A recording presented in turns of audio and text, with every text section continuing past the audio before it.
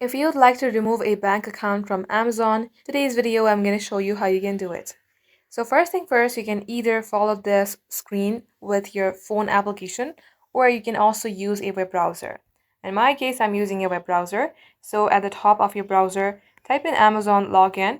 You will see amazon.com login.